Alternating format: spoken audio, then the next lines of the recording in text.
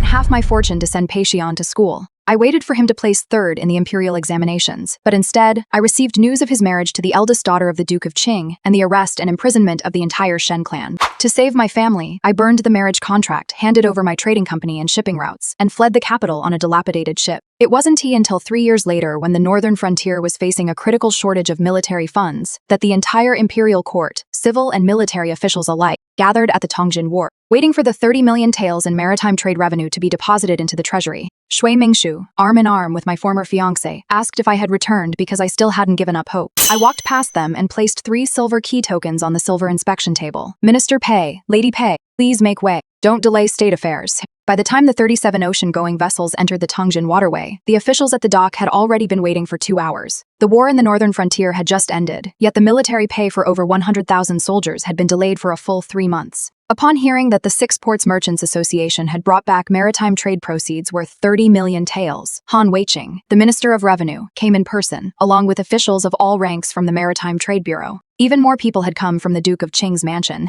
Standing at the bow of the flagship, I looked through the masts dampened by the morning mist and saw Paishion standing below the silver inspection platform. It had been 3 years since I last saw him. He was wearing a crimson official robe, with the Hanlin Academy's fish-shaped token hanging from his waist, and his expression was far more composed than before. Shui Mingshu stood right beside him. She had her arm linked through his, and a strand of blood-red coral dangled from her hair near her ear, making her face look strikingly radiant. Someone at the dock called out loudly, "Where is the Chief of Maritime Trade?" I raised my hand. Lu Qingtang lowered the gangplank. I stepped down 1 foot at a time onto the damp wooden planks. The crowd fell silent at first, then erupted into uncontrollable murmurs. Shen Jilan, the Shen family's daughter, didn't she leave the capital 3 years ago? The composure on Paishion's face cracked for a moment. Shui Mingshu's grip tightened as well. I approached the silver inspection counter and placed the Six Ports Merchants Guild's bronze token on the desk. Shen Jilan, Chief Commissioner of Maritime Trade for the 6 ports of the Southeast, has been ordered to escort the maritime trade proceeds to the capital. Han Weiqing stared at me for a long time before opening the official document. 12 million taels of cash on hand, 6 million taels of recovered overdue customs duties, 7 million taels worth of military supplies valued in silver, and a guaranteed minimum of 5 million taels in customs duties over the next 2 years. His fingertips paused on the last line. A total of 30 million taels. Yes. The docks instantly erupted into commotion. Han Weiqing asked again, why haven't all the silver and goods been unloaded from the ship? Inspection is not yet complete, and responsibilities have not been clarified, so we cannot unload them. The deputy director of the Maritime Trade Bureau frowned. Director Shen, do you perhaps not trust the imperial court? It is precisely because this is the imperial court's silver that we must be cautious. I pulled 3 key tokens from my sleeve. According to the pilot regulations for maritime trade, the silver chests are to be opened and inspected jointly by the Ministry of Revenue, the Maritime Customs Bureau, and the Six Ports Merchants Association. One party verifies the seals, one weighs the contents, and one records the serial numbers. Only when all 3 key tokens are present can the silver chest be opened. There was no such rule in the past, Shui Mingshu suddenly spoke up. She walked over to Paishion's side. Her tone was gentle, but her gaze rested on my face. Miss Shen has been away from the capital for 3 years, yet you've become even more cautious. This is right under the emperor's nose. Could anyone possibly be tempted to embezzle your silver? I corrected her. It's not my silver, it's the imperial treasury's silver. As for whether anyone might be embezzling it, we won't know until the inspection is complete. The smile on her lips faded. The deputy director of the Maritime Trade Bureau stepped forward. The Maritime Trade Bureau is responsible for the entry of seagoing vessels into port. Hand over the fleet's key tokens first. I didn't move. There's no such provision in the inspection documents. Shen Jilan, Shui Mingshu's voice turned cold. You are not standing at the Haizhou docks right now. The capital has its own rules. Since Lady Pei is familiar with the rules, she should know that women are not included among the officials responsible for inspecting the silver. The area fell silent in an instant. Shui Mingshu's face turned pale. Only then did Paishion take a step forward. Jilan. Hearing that name, I could hardly remember the last time I'd heard it. He looked at me, his voice slightly hoarse. All these years. Have you been all right? I pushed the inspection documents toward him. Compiler Pei has been ordered to verify the maritime trade contracts. Please verify the seal first. His hand froze midair. I didn't look at him again. In the distance, on the river, a black-sailed ship lay anchored in the fog, hesitating to dock. Han Weiqing followed my gaze. What's the story with that ship? Its draft is too deep. It must wait for the tide to rise. I calmly looked away. It must also wait for the capital to establish the proper regulations first. The inspection of the first batch of silver chests continued until nightfall. Each silver chest was reinforced with iron at the 4 corners, and the seals bore faint blue title patterns. A clerk from the Ministry of Revenue called out the numbers. The Maritime Trade Bureau weighed the contents, and Lu Qingtang stood behind me, verifying each entry stroke by stroke. Paishion never left. Partway through, he caught sight of the old inkstone by my side, and his expression suddenly changed. The inkstone wasn't worth much. A corner had even chipped off. 3 years ago, when he went to the capital to take the imperial examinations, I had given him one exactly like it. Back then, the Paye family was poor. His father had died young, his mother was bedridden year-round, and the family had to budget even for the cost of paper. After we became betrothed, I provided everything, the finest Schwan paper from the Shen family's study, the most sought-after tutor in the southern part of the city, and even the courtyard where he stayed while taking the imperial exams in Beijing. At first, Peixian refused to accept them. I tucked the silver notes under his books and he came to find me, his ears flushed. "Jilan, I'm not marrying you for the Shen family's money. I know." I was sitting behind the counter, tallying the ship's cargo, without even looking up. "But if you miss next spring's imperial examinations because you're too stingy to spend 30 taels on your tuition, I'll feel this marriage was a huge loss." He left me, speechless. After a long while, he pulled a wooden hairpin from his sleeve and placed it on the ledger. The pin wasn't finely carved, its tip was engraved with a crooked wavy wave pattern. "This is all I can afford to give you right now." I picked it up and tucked it into my hair. "Then, I'll wait for third-place winner Pei to give me a gold one later." He smiled. "Not the third-place winner. First place. No matter what rank I achieve, I'll come back to marry you." That winter, he was studying in the Shen family's study. I worked the abacus while he copied policy essays by lamplight. Occasionally, when I grew tired of calculating, I'd tap his desk with the end of my brush. Pei Xian read it to me. He sighed helplessly. "These are imperial policy essays. Do you even understand them? You eat the Shen family's rice and burn their charcoal. How dare you complain that your benefactor doesn't understand?" He had no choice but to put down his book and patiently explain it to me. Once my father walked past the door. Only after Pei Xian had left did he remind me. "This child has lofty aspirations. Having high aspirations is a good thing. Caring too much about what others think of you isn't necessarily all good." I didn't understand that back then. Not until Pei Xian placed third in the imperial examinations did everyone in the capital say he was a third-place scholar bought with the Shen family silver. Whenever he heard that remark, the smile on his face would always freeze for a moment. I thought it was just a scholar's pride. I even tried to save him from the awkward situation. "The Shen family silver can't write essays. He passed the exam because of his own ability." The others laughed. "Miss Shen sure protects him well." Pei Xian laughed too, but on the carriage ride back, he remained silent the entire way. 3 days after the third-place scholars' banquet, the Duke of Qing's mansion sent over a rare, one-of-a-kind volume from a previous dynasty. The steward who delivered the book spoke politely. "My young lady heard that young Master Pei loves books, so she specially selected this from the Duke's study." Pei Xian had it sent back. When I found out, I teased him. "You're willing to send back a rare copy from the previous dynasty?" He took my hand. "Jilan, I will never let you down." At that moment, I believed him. But the very next day, he was selected to join the Hanlin Academy. Of the 2 people originally ranked ahead of him, one suddenly went into mourning, and the other was transferred to a provincial post. Everyone knew who had pulled the strings. Shui Mingshu no longer made any pretense of concealment. At a palace banquet, in front of a crowd of noble ladies, she asked Pei Xian, "Minister Pei, have you ever considered that all the Shen family can offer you is silver? What the Duke's mansion can offer you is a promising future." Pei Xian was silent for a moment. "This official is already betrothed." Shui Mingshu smiled. "A betrothal can be made, and naturally, it can be broken." That night, Pei Xian came to see me. He said the Duke's mansion was too powerful to confront head-on. He said he would find a way. Finally, he said, "Jilan, give me a little more time." I asked, "What do you need the time for?" "To gain a firm foothold." "And once you've gained a firm foothold?" He hesitated to answer. A carriage from the Duke's mansion passed by outside the window. I caught a glimpse of a corner of a crimson skirt peeking out from behind the curtain, and I also saw the steward pulling Shen's servant aside, smiling as he asked us how many ships we had and which routes we usually took. It was only then that I understood. Shui Mingshu wanted Pei Xian, but the Duke of Qing's household wanted more than just a newly crowned third-place scholar. The Shen family ships were seized in May. The 3 cargo ships had just entered the harbor from Haizhou when the Maritime Customs Office arrived with officers to seal the holds. From beneath the wooden crates of tea bricks, they uncovered the mechanisms of 12 crossbows. Weapons are banned. If proven true, it is a crime punishable by the confiscation of all family property and the execution of the entire family. When my father rushed to the docks, he was arrested on the spot. I lunged forward to stop them, but a city customs bureau officer struck me on the shoulder with a club. Pei Xian was there as well. He was there on orders from the Hanlin Academy, accompanying officials to verify the ship's manifest. I grabbed his sleeve. "You saw that shipment of tea bricks when they were stored in the warehouse." He stiffened. He had indeed seen them. He had frequently visited the Shen family during those days, and my father had even asked him to help transcribe the cargo manifest. 12 crates of tea bricks, from loading to sealing, were all jointly signed off by the Shen family's bookkeeper and a clerk from the Maritime Customs Office. It was impossible for the crossbow to have been planted by the Shen family. "Pei Xian, speak up." Everyone from the Maritime Customs Office was staring at him. The steward from the Duke of Qing's mansion was watching him as well. He slowly withdrew his sleeve. "The matter has not yet been fully investigated. I cannot speak rashly." I looked at my empty hand. "Just say whether you saw the tea being loaded onto the ship." "Jilan, don't push me." My father had been imprisoned for 5 days. On the 5th day, I received a blood-stained garment passed to me from inside the cell. On the sixth day, Shui Chang'an, the crown prince of the Duke of Qing, arrived at the Shen family's residence. He sat in the seat where my father usually presided over meetings, and idly fiddled with the abacus on the table. "Miss Shen, you're a clever woman, so I won't beat around the bush. Annul your engagement to Pei Xian, hand over the business in the capital, and transfer the Qingluo and Chuiwei shipping routes to the Duke's mansion. As for Mr. Shen's case, there is still room for leniency." I asked, "Did you plant the crossbows on the ship?" He smiled. "Miss Shen, don't make baseless accusations without evidence. What if I refuse? Your father is getting on in years. He might not be able to withstand the torture devices in prison." That night, Pei Xian came to see me. He stood in the rain, his official robe nearly completely soaked. "Agree to their demands for now." I almost thought I'd heard wrong. "What did you say?" "Cancel the engagement and hand over the trading house to them. And then, once I've established myself in the Hanlin Academy and gained some influence, I'll clear Uncle Shen's name and reclaim what belongs to you." Rainwater trickled down his jawline. He took a step forward. "Jilan, now is not the time to be stubborn. Uncle Shen is still in prison." I stared at him. "You know the Shen family is innocent." He closed his eyes briefly. "I know. You also know who was behind it. I have no evidence." "You do.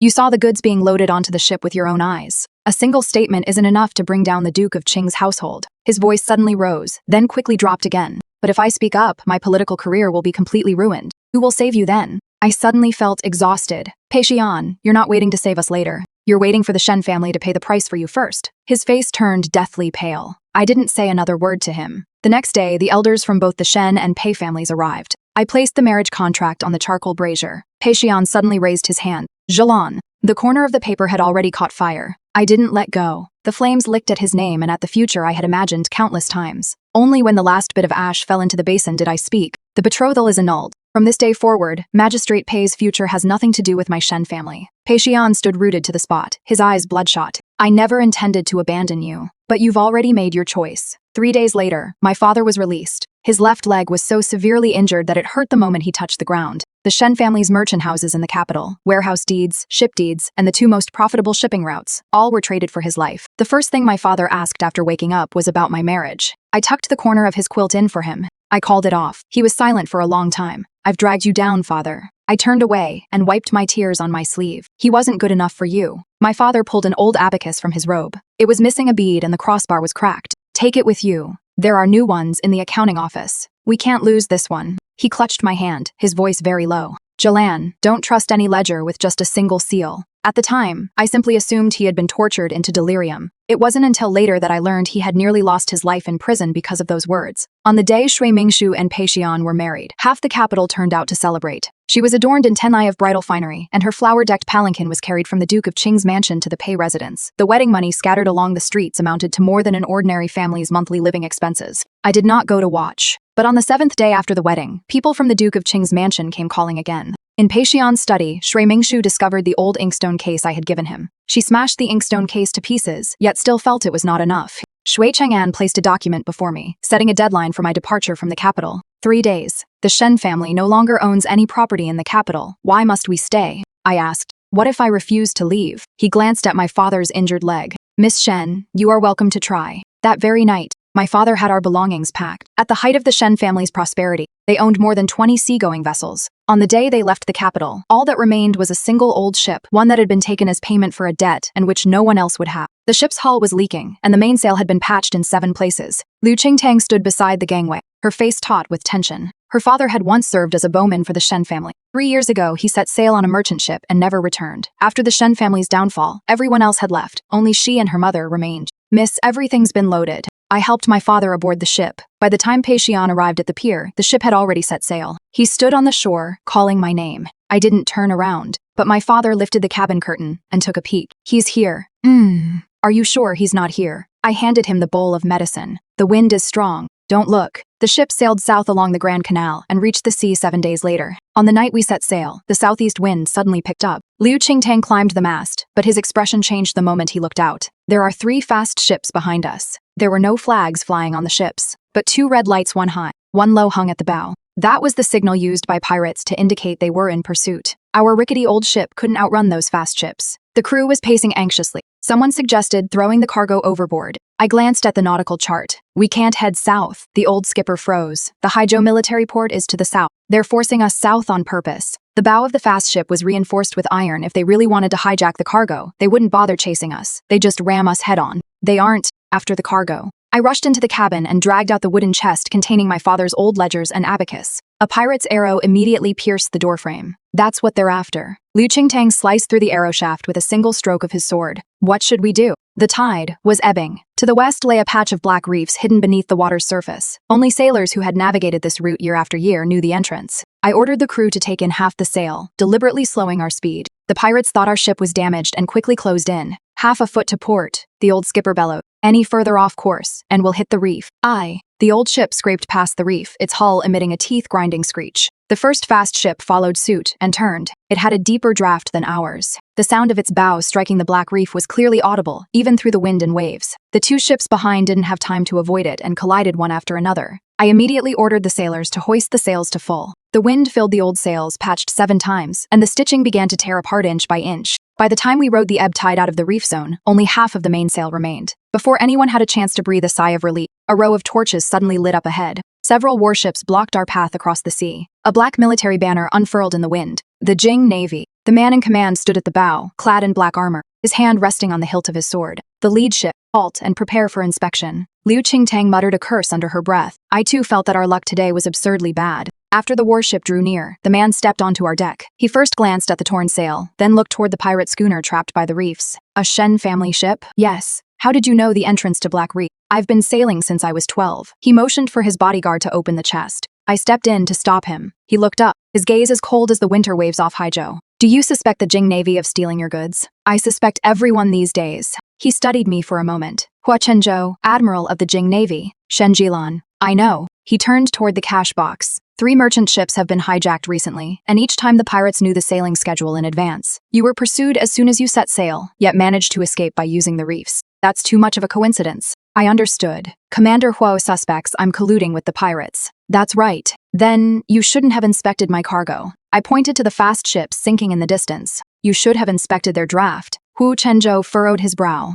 Pirate fast ships shouldn't be carrying heavy cargo when in pursuit, yet those 3 ships had a draft half a foot deeper than ordinary fast ships. They didn't just show up on the spur of the moment, they'd already had something on board. What was it? Supplies. I picked up the broken arrow from the deck. The arrow's fletching is wrapped in new tung oil-treated canvas. The only place nearby with a plentiful supply of tung oil, fresh water, and arrow shafts is White Egret Bay. Hu Chenzhou glanced at his bodyguard. The bodyguard immediately led his men back to the ship. Half an hour later, the Jinghai Navy searched the hold of the stranded pirate ship and found more than a dozen barrels of government-issued fire oil. The brand on the bottom of the barrels had been scraped away, but half the character bore remained. Hua Chenzhou stood before me once more. What do you want? Please have the doctor treat my father's leg and repair my ship. And in exchange, I'll take you to White Egret Bay. He looked at the wrecked ship behind me. With this boat, a wreck is the least likely to arouse suspicion. This was my first business deal since leaving the capital. I was staking my own life and the lives of everyone on board as capital. White Egret Bay is hidden between 2 rocky cliffs. The entrance is invisible during the day. Only at midnight, when the tide rises, does a narrow channel appear beneath the reefs.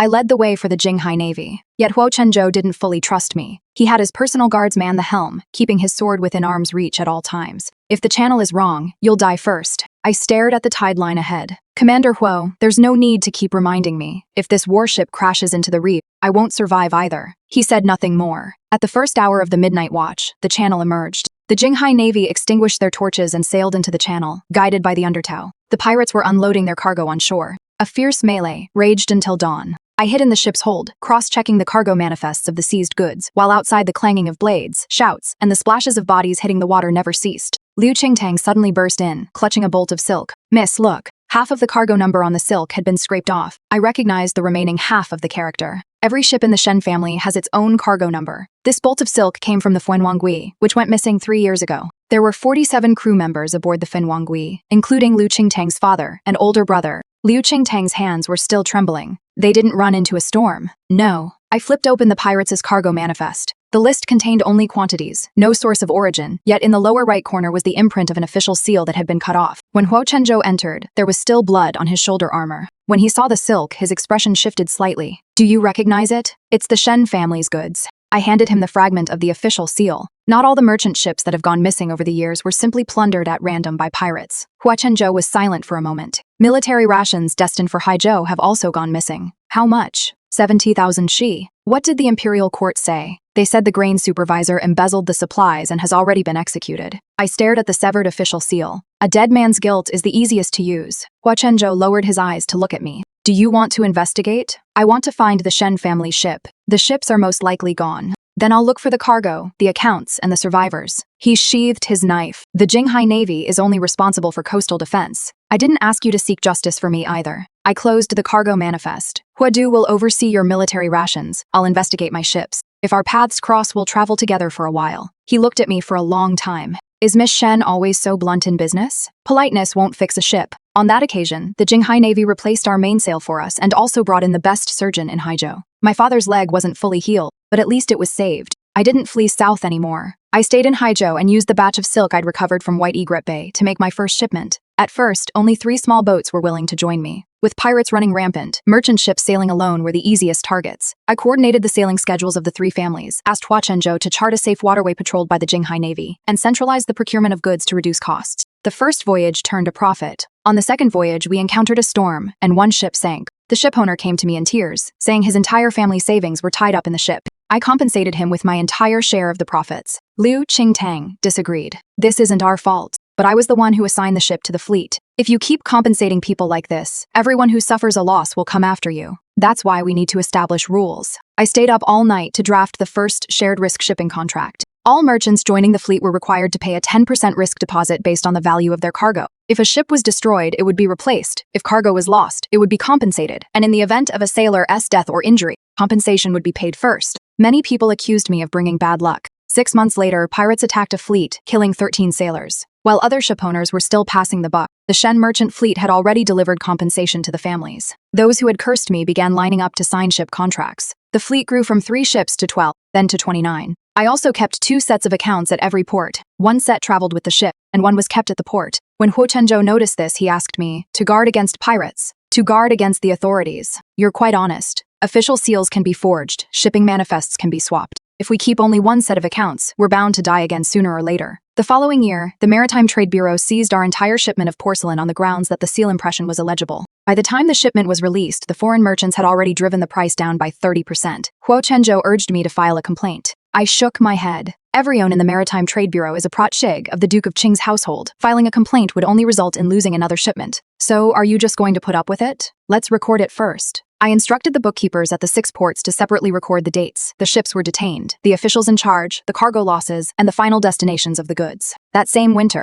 pirates again raided 2 merchant ships that refused to align themselves with the Duke of Qing's household. Before they were raided, both ships had coincidentally been detained in the harbor for 3 days by the Maritime Customs Bureau under the pretext of inspection. What they were carrying when they were set to sail, and which waterways they would take had long been thoroughly investigated. I began requiring 2 copies of the manifest for each shipment, with a duplicate filed at overseas ports as well. Huo Chenzhou thought I was moving too slowly. You already have leads. Why not expose them? Because leads alone aren't enough to secure a conviction. If we wait any longer, people will die. If we expose them now, even more will die. We had a fight over this. He flipped through my ledgers. I threw his nautical charts across the room. As the midnight sea breeze blew, the 2 of us sat back down at the same table. Huo Chenzhou picked up the nautical charts first. I'll use the next shipment of military rations as bait. If anything goes wrong with the rations, you'll be relieved of your duties. That's exactly why nothing can go wrong. I pushed my ledgers across the table as well. I'll change the ship's registration number, you change the patrol route. That shipment of military rations wasn't lost. The Jinghai Navy, acting on the fake registration number, captured 16 pirates, including an accountant named Liu Shuju. Everyone assumed he had died in the hail of arrows.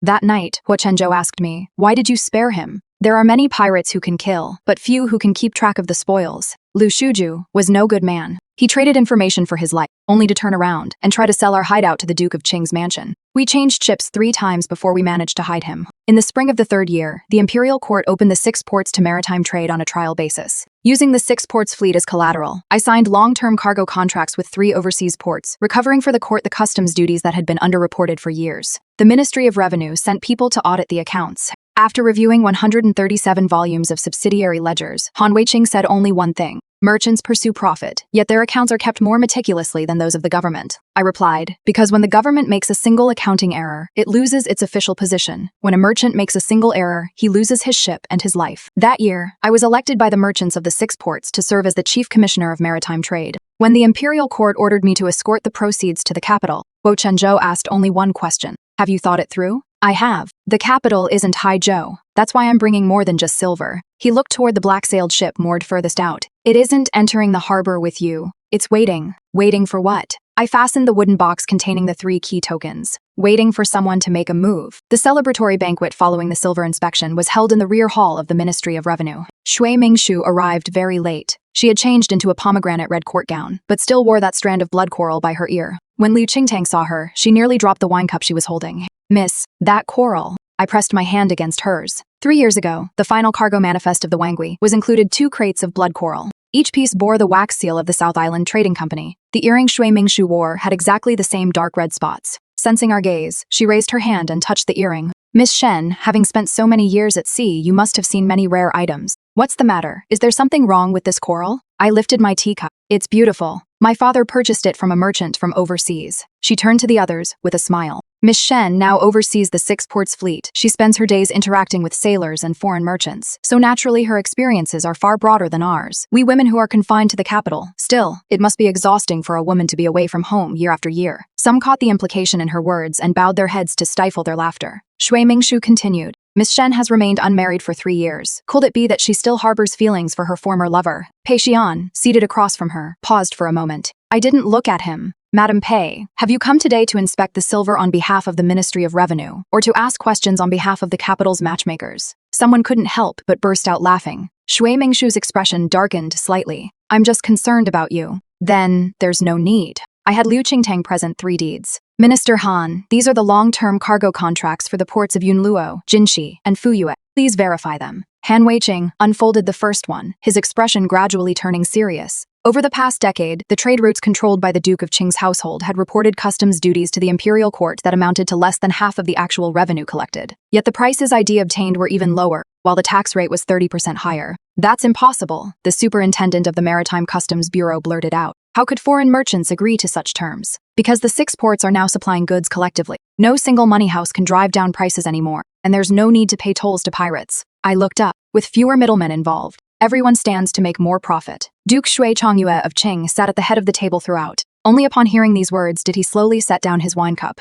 Chief Shen is young and accomplished. He was in his 50s, with a gentle countenance, and even his speech was measured and unhurried. However, it is difficult to verify the authenticity of overseas contracts. 30 million taels are at stake for the national treasury. We cannot rely solely on the Chamber of Commerce's account. Han Weiqing looked at me. He did not trust me completely, just because I had brought back the silver. "Shen Jilan, the imperial court has ordered you to oversee the pilot program for overseas trade. But that does not mean your accounts are exempt from scrutiny. They should be audited." I placed the general ledger for the 6 ports on the table. "The more thorough the audit, the better." Shui Chongyue smiled. "You have guts." However, to ensure there are no loopholes, the Shen family's fleet must be temporarily taken over by the Maritime Trade Bureau, and all cargo must be unpacked and re-inspected. The room fell silent. I smiled as well. "If Your Excellency wishes to audit it, then audit it." He probably thought I would refuse. A look of smug satisfaction reappeared in Shui Mingshu's eyes. Only Han Weiqing furrowed his brow slightly. "Everyone must sign and affix their seals." I added, "Which shipment was opened by whom, how many times the seals were replaced, and when it entered the warehouse, all must be clearly documented." Shui Chongyue looked at me. "Of course."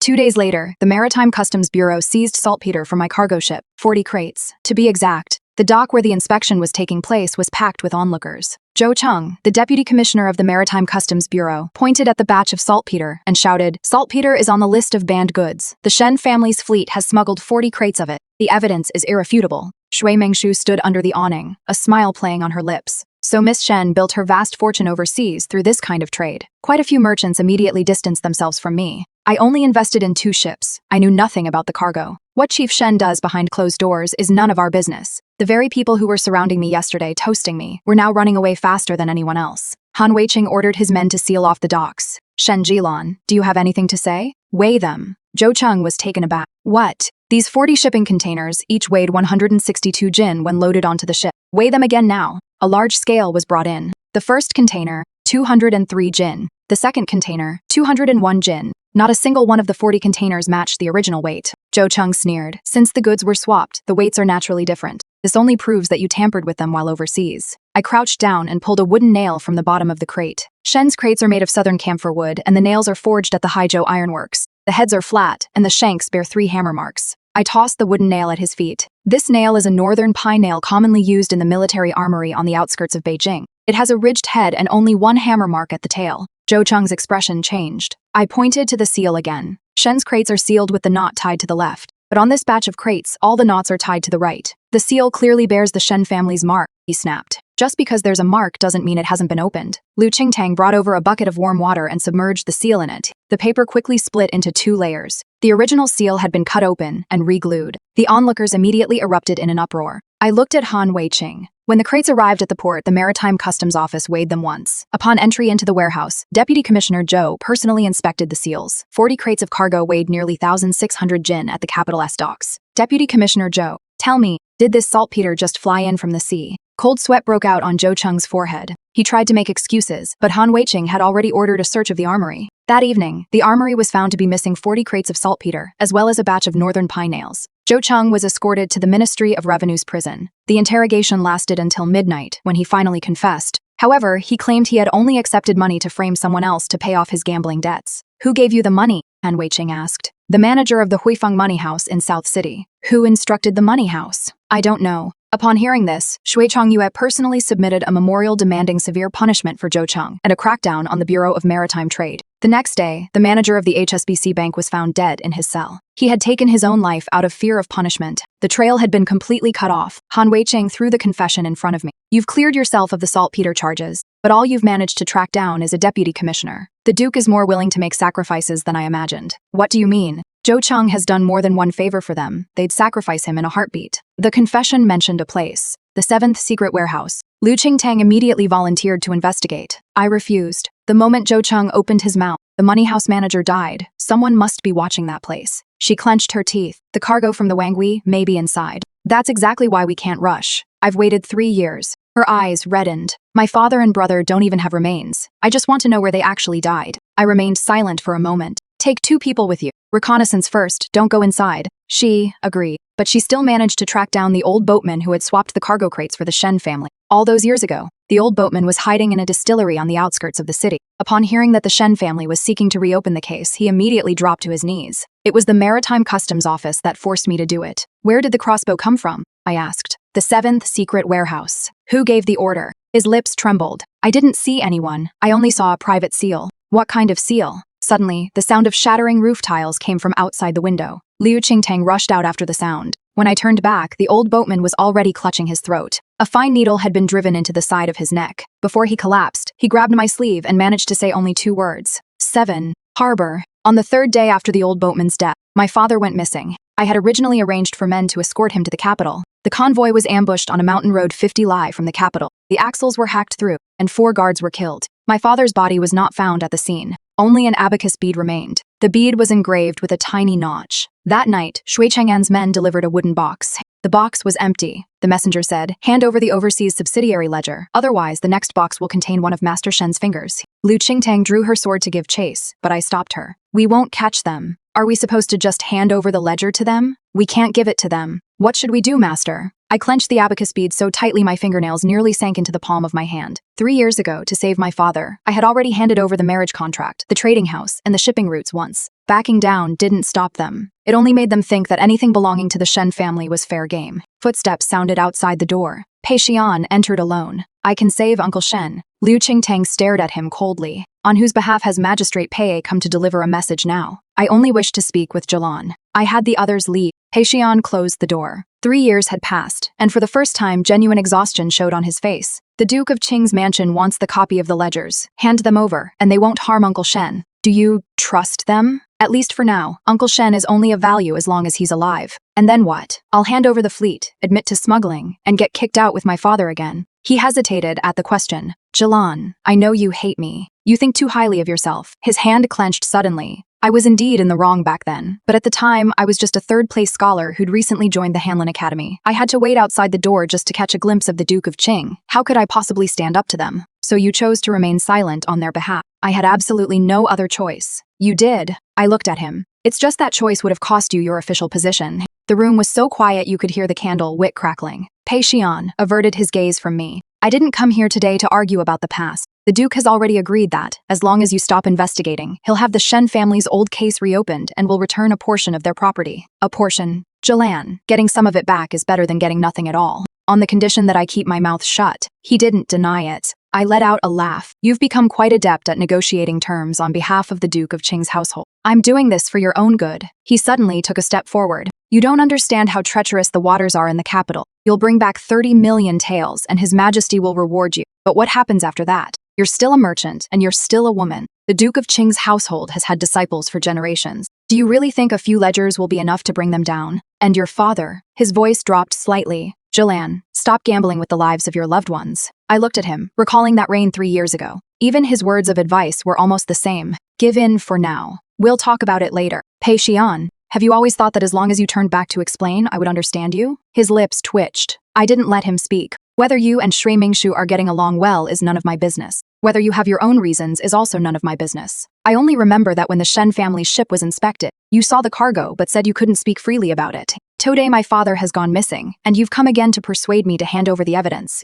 I opened the door. Please, come in. He walked to the doorway, then paused. If you insist on not backing down, I won't be able to protect you. The next day, the Ministry of Revenue released the Maritime Trade Audit Report. The report stated that there were massive overstatements in the 30 million taels of revenue. Of that amount, 8 million taels of silver had disappeared after being deposited in the treasury. The report was signed by Pei Xian. By the time I was escorted into the Ministry of Revenue's prison, all the silver chests at the docks had already been sealed. Pei Xian stood on the steps, not looking at me. Han Weiqing's face was ashen. The silver chests were inspected jointly by 3 parties upon entry into the treasury. How could 8 million taels be missing? The deputy director of the Bureau of Maritime Trade immediately replied, "The Merchants Association holds one key token. Shen Jilan had the best opportunity to act." I asked after the silver chests were stored, was the Merchants Association's key token retrieved? It was. Who retrieved it? Compiler Pei Xian looked up. The key token is sealed at the Ministry of Revenue. I personally verified it. There's no issue. On what date were the silver chests last opened? The 17th of June. Who opened it? He paused for a moment. The Maritime Customs Bureau re-examined the silver's purity. Which 3 keys were used? The director of the Maritime Customs Bureau snapped. We're here to interrogate you, not the other way around. I ignored him and looked only at Han Weiqing. Of the 3 keys, which one was last used to unlock the chest? I asked His Excellency the Minister to investigate this. After the cell door closed, I lay awake all night. My father's fate was unknown. 8 million taels of government silver had vanished, and the black-sailed ship was still anchored in the outer harbor. I had anticipated that the Duke of Qing's household would use their funds, but I hadn't anticipated that they would abduct my father so quickly. At daybreak, Pei Xian arrived. Through the cell door, he set down a bundle of clean clothes. It's damp and cold in here. Take these. Jilan, when you were verifying the documents, Magistrate Pei, did you actually see the missing silver chest with your own eyes? His face turned pale. The accounts do indeed not match. I'm asking you, did you see it with your own eyes? He remained silent. Then, I understood. Once again, I cannot speak freely. The Duke's mansion has agreed that as long as you admit to the false report, you won't be sentenced to death. You'll also be allowed to keep half of the property you acquired in Haizhou. What about my father? They'll release him. What guarantee do you have? He offered no guarantee. 3 years ago, he said to wait until he had established himself. 3 years later, he was already a compiler in the Hanlin Academy, yet he could still only pass on messages for others. I turned around and lay back down on the straw mat. Pei Xian, you should go back. I never meant to harm you, but every single time, you put me in the position where I'm most likely to be sacrificed. He stood outside the prison gate for a long time. In the end, he didn't even take his clothes with him. That afternoon, Han Weiqing re-inspected the silver chest. The 8 million taels hadn't vanished into thin air. Not a single silver ingot was missing from the chest. However, the purity was insufficient. A silversmith from the Ministry of Revenue chiseled open one of the ingots and found it mixed with large amounts of lead and tin. After the silver was deposited in the treasury, someone had replaced the genuine silver with privately minted, inferior silver. The superintendent of the Bureau of Maritime Trade still insisted it was the work of the Merchants Association. Shen Jilan escorted the silver to the capital. Naturally, he had the opportunity to switch it out beforehand. Han Weiqing had me taken to the silver inspection office. 2 silver ingots were laid out in the courtyard. One came from the silver chest. The other was old silver, seized from the HSBC bank. I took out a bottle of clear liquid and poured it over the silver ingots. At first, nothing happened. A moment later, a faint ring of ripples slowly appeared on the surface of the silver ingot. The same pattern appeared on the ingot from the HSBC money house. The courtyard fell instantly silent. Han Weiqing bent down to take a closer look. What is this? When the silver ingots were recast in Haizhou, I had the craftsman mix a tiny amount of white shell powder into the molten silver. It's invisible under normal conditions, but the tidal patterns only appear when exposed to alum water. The deputy director of the Maritime Customs Office's expression suddenly changed. You tampered with government silver without authorization. The silver still belonged to the 6 Ports Merchants Association at the time, and officials from the Ministry of Revenue were present during the melting and casting. I looked at Pei Xian. It's clearly stated on page 17 of the verification document S attachments. Minister Pei probably didn't read it carefully before signing. The color drained from his face in an instant. Han Wei-ching ordered an investigation into the HSBC money house. In the cellar of the money house, rear courtyard, 370,000 taels of keom and silver were seized. The manager of HSBC was already dead. Shui Chongyue then brought the owner of the money house forward. Kneeling before the court, the owner wept as he confessed to his grief, admitting he had bribed the Maritime Trade Office to steal and swap government silver, and claimed he had no connection whatsoever to the Duke of Qing's household. He confessed, readily. He took full responsibility for all the charges. Shui Chongyue even submitted a memorial requesting that he be beheaded. Han Wei-ching said to me, "The watermarks only prove that the silver was swapped. They still don't prove who ordered it." I know. Then, why don't you seem disappointed? I flipped over the silver ingot that displayed the watermarks. Because they've only found the watermarks, they haven't found the serial numbers yet. On the corner of each silver ingot was a number smaller than a pinhead. That was where they were headed. The day after the HSBC bank was raided, the 7th secret warehouse caught fire. The fire broke out simultaneously on all 4 sides. By the time Lu Qingtang and her men arrived, the warehouse doors had already been sealed shut. She smashed open a side window and dragged out an iron box containing the overseas subsidiary ledgers. Just as she reached the street corner, a fire arrow pierced the lid of the box. The ledgers were reduced to ashes. Huo Chenzhou mobilized the Jinghai Army's escort troops stationed in the capital to forcibly seal off the secret warehouse. That very day, the faction loyal to the Duke of Qing impeached him for unauthorized deployment of troops and interference in the affairs of the capital region.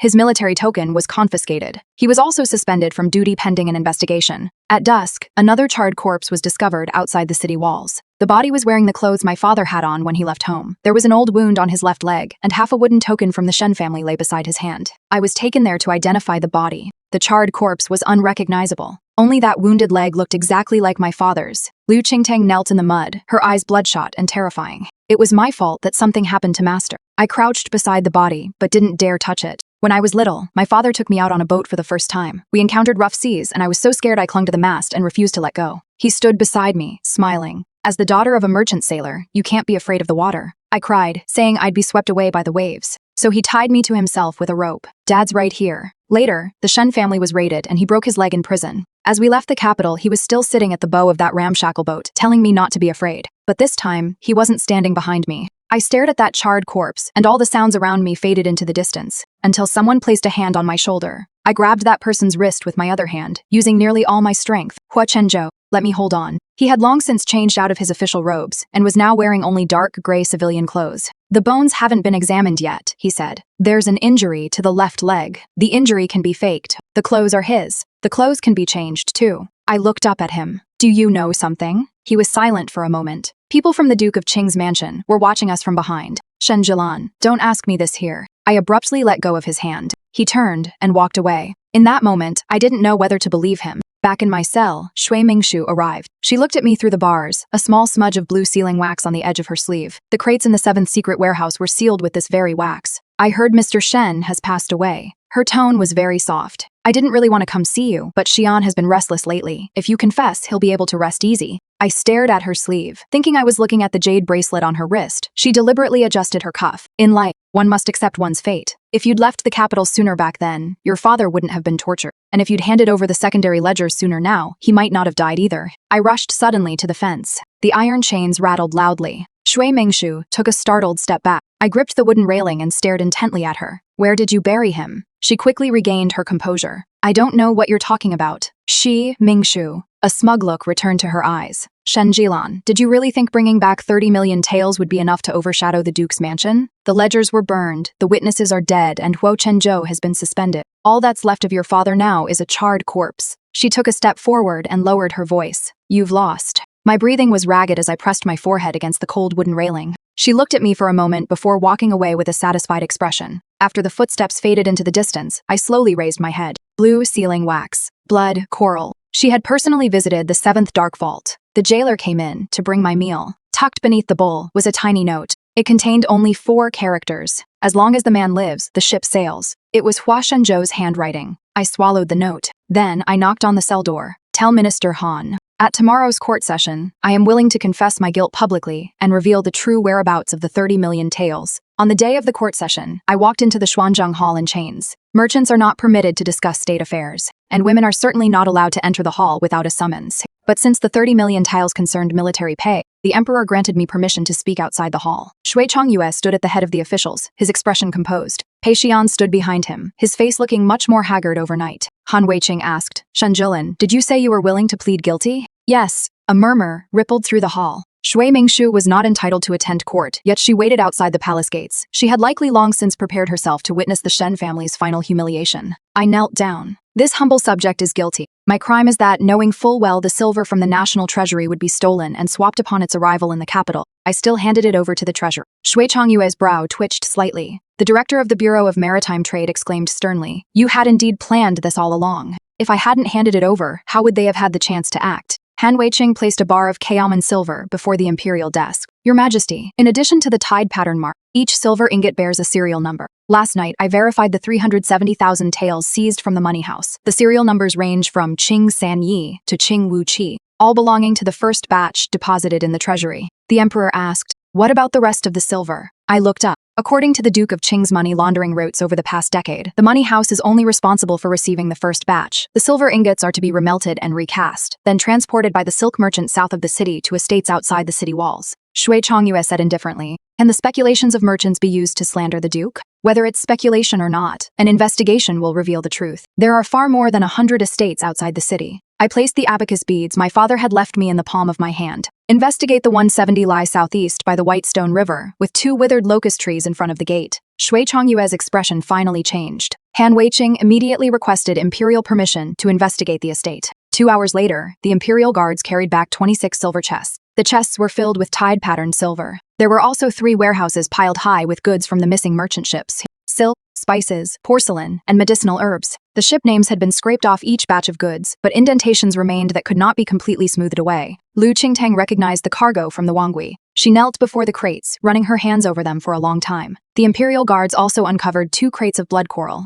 The South Island sealing wax on the cargo manifest was identical to the string hanging from Shui Mingshu's ear. Han Weiqing presented the search log. The estate steward confessed that Lady Shui had selected jewelry from the warehouse on several occasions. On the night the 7th secret storeroom caught fire, she was also present. Shui Chongyue knelt. Your Majesty, though the estate is my family's ancestral property, it has long been managed by servants. I am preoccupied with state affairs and knew nothing of this. Why did the silver end up at your estate? Han Weiqing asked. The steward embezzled it, acting under my name. What about the cargo from the missing merchant ship? I do not know. What about your daughter wearing stolen goods? Shui Chongyue closed his eyes briefly. Mingshu is young. She does not understand where things come from. I nearly laughed out loud. Shui Mingshu is already 23 years old. Yet in her father's words, she remains a child who cannot distinguish right from wrong. Shui Chongyue immediately turned the tables. As for Shen Jilin, she's been involved with pirates for 3 years now, and she's currently on close terms with the suspended military officer Hu Shenzhou. As for the so-called private coffers and stolen goods, it's quite possible they planted them on me in secret. Merchants' ledgers are the easiest to falsify.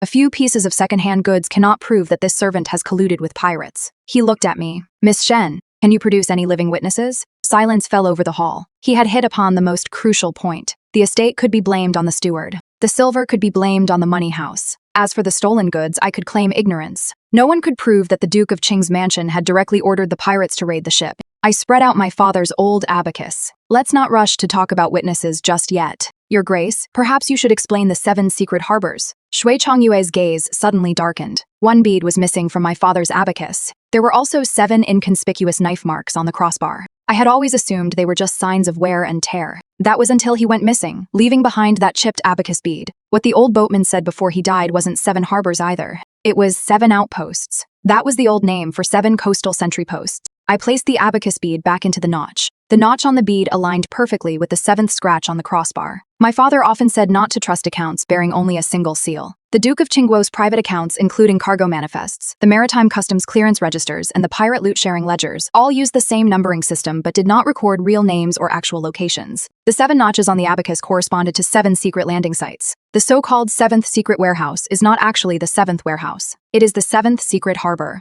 The Baishai Manor is merely the central warehouse where goods from the secret harbors are stored after entering the capital. Han Weiqing cross-referenced the 7 secret harbors with the locations where merchant ships had gone missing over the years. They matched perfectly. Shui Chongyue still refused to admit it. An old abacus with a few notches. What does that prove? It doesn't prove everything. I looked out of the hall. That's why I'm still waiting. Waiting for whom? Suddenly, the sound of a bell rang out from the distance. It wasn't the palace bell. It was the arrival bell at Tungjin Wharf. 1 chime, 2 chimes, 3 chimes. Imperial guards strode in from outside the hall. Your Majesty, that black-sailed ship in the outer harbor has forcibly docked. Huo Chenzhou, the suspended commander-in-chief of the Jinghai Navy, arrived on board and requests to escort a key prisoner into the palace. Shui Changyue's face turned completely pale. He turned to look at me. You? I didn't say a word. 3 years ago, when I left the capital on a dilapidated ship, he didn't take me seriously. 3 years later, he still believed that as long as he burned a ledger and killed a witness, he could ensure there would be no evidence to prove anything. He never imagined that merchants fear nothing more than fire. That's why the truly important ledgers are never kept in just one place. As Huo Chenzhou stepped into the hall, the dust of his journey clung to his shoulders. 6 accountants followed behind him. Each held a bronze box in his arms. The last man bound in chains was skin and bones with a piece missing from his left ear. Lu Shuju, a man who should have died in the campaign against the bandits in Haizhou. Shui Changyue recoiled sharply. Lu Shuju looked up and smiled when he saw him. Your Grace, it's been 3 years. Lu Shuju knelt outside the hall and first handed over a private seal. The seal was engraved with the characters, Yueshan. It was precisely the alias Shui Changyue used in private. The Duke of Qing's mansion never writes to us directly. Lu Shuju's voice was hoarse. Every time they specified which ship to hijack, what cargo to keep, and whether to kill anyone, they stamped it with this seal. He then handed over a ledger of loot distribution. Behind each merchant ship, 3 numbers were recorded. 30% went to the pirates. 20% went to the officials handling the matter at the Maritime Customs Office. 50% was sent to the 7th Hidden Harbor, then laundered through the Duke's Mansion's money house and estate to become clean goods. The Wangui was also listed there. A red circle was drawn around the ship's name. It meant, leave no survivors. Liu Qingtang stood outside the hall and staggered slightly. I steadied her. She didn't cry. She only asked Lu Shuju, where did the Wangui sink? East of Red Tail Reef. My father, Liu Dashuan, and my brother, Liu Changsheng. Lu Shuju lowered his head. They're both dead. She closed her eyes. A moment later, she loosened her grip on the knife handle. Go on. The 6 bookkeepers opened the bronze boxes one by one. Haizhou, Linpu, Yunjin, Nanting, Lumen, and Changyu. The deputy ledgers for all 6 ports were presented. What was burned in the 7th secret warehouse was merely a box of fake ledgers copied from the genuine ones. The real ledgers have been stored separately across the 6 ports from the very beginning. For every shipment, a record is kept at the port of loading, the port of departure, and the overseas trading port. A single ledger could be forged. But since the dates, ship numbers, cargo weights, and tax silver amounts at all 3 locations all correspond, no one could alter them all at the same time. Han Weiqing ordered officials from the Ministry of Revenue to retrieve tax ledgers from 10 years prior. The undervalued cargo amounts in the tax ledgers matched exactly with the excess values listed in Lu Shuju's list of divided spoils. The missing customs duties ended up in the Duke of Qing's family bank. The missing merchant ships became the booty of sea pirates. The so-called maritime ban was nothing more than the Shui family blocking others' access while smuggling goods out through their own secret ports. Shui Changyue knelt on the ground, still struggling. Lu Shuju is a pirate, a man deserving of death. To save his own life, he'd say anything. Lu Shuju laughed so hard he started coughing. The Duke is right. I'm no good person. That's why I keep my accounts so meticulously. If even a single liang of silver is missing, those desperados will chop off my hand. He flipped to the end of the loot distribution ledger. Hidden in the secret compartment were more than a dozen secret orders. The paper could be forged. The seal could be stolen. But on each secret order, Shui Changyue had personally revised the loot distribution figures in his own handwriting. One of them ordered the pirates to attack the Shen family's old ship as it left the capital and seize the old ledger chest. Shui Changyue stared intently at the letter, the color draining from his face bit by bit. He suddenly turned to Huo Chenzhou. During your suspension, you harbored a condemned prisoner and led troops into the capital. Your crime is tantamount to treason. Huo Chenzhou replied calmly, I no longer possess the military token. The crew on the Black Sail ship are all members of the 6 Ports Merchants Association, and the document escorting Lu Shuju was signed by Minister Han 3 months ago. Han Weiqing pulled a copy from his sleeve. I did indeed sign it. You're all in cahoots, Shui Changyue shouted harshly.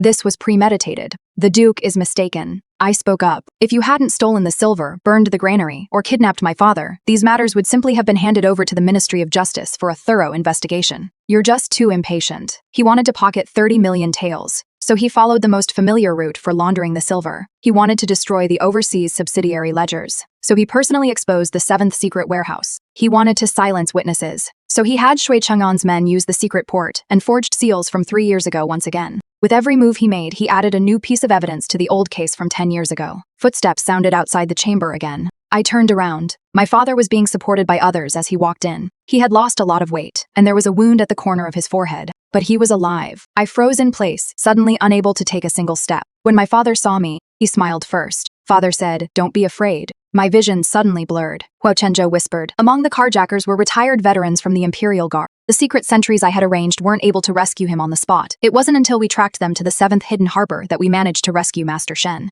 That charred corpse, the manager of the HSBC money house. My father had pretended to be unconscious the entire time he was held captive. Shui Chang'an thought he wouldn't survive, so he confessed right in front of him how. 3 years ago, he had bribed the Bureau of Maritime Trade to plant crossbows in the Shen family's cargo crates, and how he had arranged for pirates to ambush and sink the Shen family's ship. When Hua Chenzhou led a rescue party to save him, they also captured Shui Chang'an. Shui Chang'an's confession, Lu Ju's ledgers, the Lu Gang's subsidiary accounts, and the forged seal finally closed the loop on the entire chain of evidence. The forged verification document signed by Pei Xian was among the evidence. The Duke of Qing's mansion demanded that he stick to his story that I had embezzled 8 million taels, promising to promote him to the rank of imperial lecturer upon success. He knelt down. Your Majesty, I am guilty. I looked at him. 3 years ago, he said he had no foundation whatsoever. 3 years later, he held an official position, had a reputation, and had countless opportunities to make different choices. Yet he still signed it. It wasn't because he had no other choice. It was simply because, in his calculations, the Shen family and I were always the ones who could be sacrificed.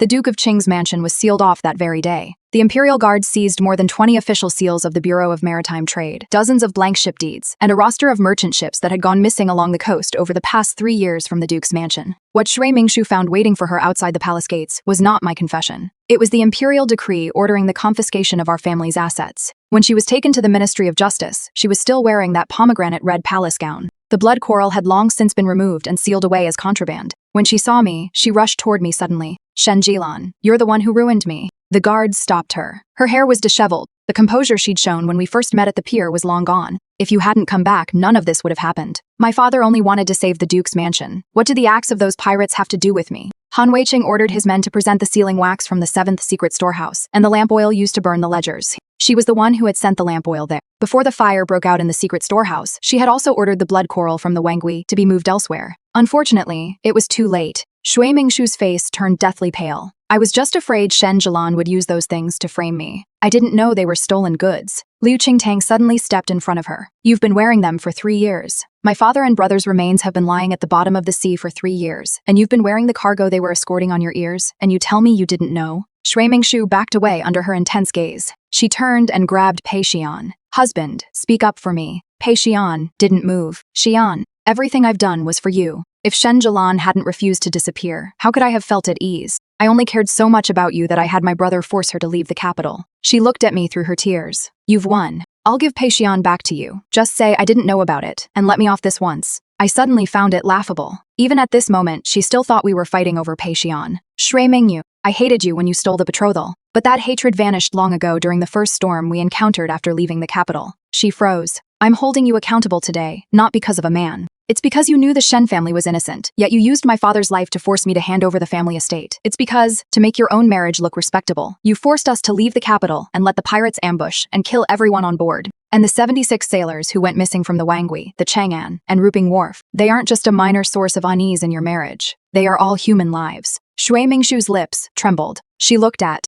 Pei Xian. Say something. Pei Xian lowered his eyes. Mingshu, I can't save you. She suddenly smiled. As she smiled, tears began to fall. I used to think that marrying you meant I'd won. But in front of me, you think of her, and in front of her, you only care about your official position. Pei Xian, who have you ever truly loved? Pei Xian never answered. Perhaps even he himself didn't know. The trial lasted 7 days. Shui Chongyue was found guilty of colluding with pirates, embezzling customs duties, misappropriating government silver, and framing merchants. He was sentenced to the death penalty with a stay of execution, stripped of his title, and his estate was confiscated. Shui Chang'an, who directly participated in the ship hijacking and murder, was also sentenced to death. Shui Mingshu, for concealing stolen goods, setting fire to destroy evidence, and participating in the framing, had her noble title revoked and was exiled 3,000 li. Pei Xian was dismissed from office and exiled for forging inspection documents and shielding the Duke's mansion. He left the capital to see me one last time. It was raining that day. It was very similar to 3 years ago when he urged me to call off the engagement. Only this time, he was wearing prison garb and had shackles on his hands. Jilan. I stopped under the veranda. He looked at me for a long time. I once truly wanted to marry you. I know. He didn't seem to expect me to admit it. His eyes suddenly reddened. Back then, I thought that once I held an official post, I could ensure people would no longer call you a merchant's daughter, and I could let everyone know that I wasn't relying on the Shen family. Latter, I obtained that official post, but I became increasingly afraid of losing it. I justified every concession as lying low for the time being, and every betrayal as having no choice. He lowered his head. You're right. It's not that I had no choice. It's just that every time I felt you would wait for me, that you would forgive me, and that you were the one I could most easily cast aside. Rain pounded against the eaves, dripping down drop by drop. I've long since stopped hating you, nor do I harbor any lingering affection. I just feel that this admission has come too late. Now that you can see things clearly, at least you don't have to lie to yourself anymore. He looked up. Can you forgive me? No. The last glimmer of hope on his face faded. I continued, but I accept your apology. Because you finally admitted that the mistake was your own choice, not your background, not the Duke of Qing, and not fate. The guards escorting him urged him to move on. Pei Xian took a few steps, then turned back. If only I had spoken up back then. There are no ifs. I turned and walked into the courtyard. The rain was still falling, but that rain, which had fallen continuously for 3 years, only truly ended at that moment. After the Shen family's old case was overturned, all the merchant houses in the capital and the ship deeds that had been seized by the Duke of Qing's household were returned. Yet my father refused to manage the shipping business ever again. His leg injury was severe, and sitting for long periods caused him pain. I cleared out a room in the backyard of the new trading house to serve as an accounting office for him. Every day, he taught a few young men how to identify shipping lines and read cargo manifests. Liu Qingtang went to listen as well. My father complained that she struck the abacus too hard. You're going to crack the beads. She replied impassively, if I'm too gentle, I can't calculate fast enough. The accounts must be accurate, not just fast. The two of them would always exchange a few words every day. Even after arguing, they still ate together. The imperial court soon decided to establish the General Administration of Maritime Trade. Han Weiqing was appointed supervisor. I was appointed chief administrator. As soon as the appointments were announced, some in the court objected again. Shen Jilan is, after all, a merchant by status, and a woman at that. How can she oversee customs duties at the 6 ports? Han Weiqing tossed the ledger totaling 30 million taels in front of that person. If you can make sense of this, then take my place. The official flipped through 3 pages and fell silent. The first time I entered the General Administration of Maritime Trade for a meeting, 27 officials were seated in the hall. No one was willing to offer me the seat of honor. I didn't argue for it either. I simply had the old tax ledgers from the Duke of Qing's mansion and the new accounts from the 6 ports carried in. Today, let us start by auditing the 14 million taels and under collected customs duties from the past 10 years. We won't adjourn until the audit is complete. Just past noon, someone voluntarily vacated the seat of honor. I redefined the rules for silver inspection. Silver chests must be signed off by 3 parties. Ship cargo must be weighed twice upon entry and exit. Each port must maintain a duplicate ledger. Bookkeepers will rotate every 3 years, and no single family may hold the position for an extended period. Liu Qingtang became the first female warehouse supervisor at the General Administration of Maritime Trade. On the day the appointment was announced, more than a dozen female bookkeepers arrived from the 6 ports. Some were merchants' daughters, some were widows of sailors, and 2 were female apprentices who had been dismissed from money houses. I converted the Shen family's old warehouse into a school. My father personally hung the sign, "School for Female Bookkeepers." Some people joked that if women learned to keep accounts, they would be hard to control in the future. My father sat by the door, leisurely moving a bead on the abacus. If you're afraid they'll learn to keep accounts, it only shows that your meager wealth isn't worth showing off. On the first day of school, the courtyard was packed with people. I stood outside the window and listened for a while. The abacus beads clattered. It sounded like raindrops falling on a boat's canopy. After autumn began, the first seagoing vessel built according to the new design was launched. The hull was 3 feet wider than that of an ordinary merchant ship, with the hold reinforced with ironwood and a fire-resistant water tank on each side. I named it Jahai, not because of my own name, but in the hope that all who make their living from the sea would know where the cargo goes, where the taxes end up, and how much a sailor's life is worth. The day before the launch, Huo Chenzhou returned to the capital from Haizhou. His suspension had been lifted. Jing Haijun recovered the last batch of military rations hidden by the pirates, and he also regained his military token. When he arrived at the shipyard, I was crouched on the deck inspecting the mooring ropes. "Commander Huo, you're late." I was delayed by military affairs. He placed a scroll of new nautical charts beside me. A new channel has been discovered east of Floating Moon Harbor, with sufficient depth for large ships to pass. If it proves navigable, it could shorten the voyage by 7 days. I unfolded the nautical chart. It marked reefs, monsoon patterns, and 3 areas where pirates might appear. Did you scout it out for me? The Jing Navy is patrolling the area. Did they patrol all the way to the foreign merchants' port? Huo Chenzhou remained silent. I looked up at him. He cleared his throat. "It's on the way." Over the past 3 years, the phrase he'd said most often was, "It's on the way." It's on the way to escort the Shen family's merchant convoy. It's on the way to investigate a shipment of missing military rations. It's on the way to bring Lu Shuju back from the outer harbor. Even when my father was rescued, he simply said it was part of his duty. I rolled up the nautical chart. "I'll take this route myself." When? "The 3rd of next month." "Are you still short-handed on board?" "We need sailors, a bookkeeper, and 2 crew members who are familiar with the local language." He stood where he was. "Do you need someone who understands coastal defense?" The sound of hammering echoed continuously from the shipyard. Liu Qingtang walked past, holding a ledger. Upon hearing this, she silently retreated. I asked deliberately, "Is the commander of the Jinghai Navy coming aboard the Shen family ship as a crew member?" "That's fine. Who's in charge on board?" "Once we're off the coast, the chief commander takes charge." "What if we encounter pirates?" "First, ask the chief commander if he wants to capture them alive or sink the ship." I couldn't help but laugh. He smiled briefly, then grew serious again. Shen Jilan, I'm not asking you to give up the fleet, nor am I asking you to stay in the capital. I'll be stationed in Haizhou, and you'll be in charge of the 6 ports. From now on, we might only see each other a few times a year. But if you're willing, I'd like to marry you. There was no gold, silver, or jewels, nor any promise of a life free from hardship.